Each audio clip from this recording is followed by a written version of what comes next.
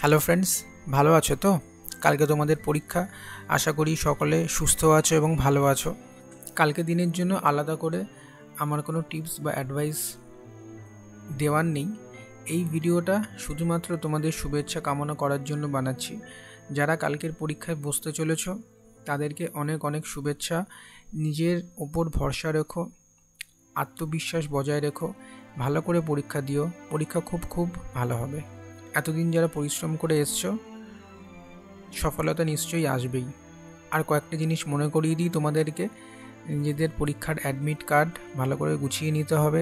তার সাথে দুটো স্ট্যাম্প সাইজের ছবি, কালো রঙের dot pen, original identity proof মানে আধার কার্ড বা ভোটার কার্ড নিতে পারো, যেখানে কিন্তু নিজেদের ছবি থাকা আবশ্যক।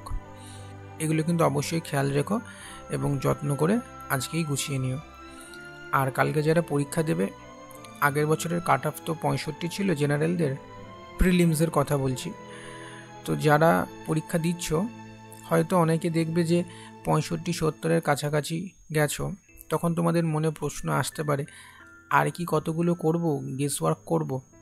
আমি বলবো সেক্ষেত্রে যে বেশি গেস ওয়ার্ক তোমরা করতে যেও না। যদি 50-50 চান্স মনে হয় তাহলে 5-6টা গেস ওয়ার্ক করো। আর কাট অফ কত আসবে, কি আসবে, সেটা তো পরীক্ষার পরেই বোঝা যাবে।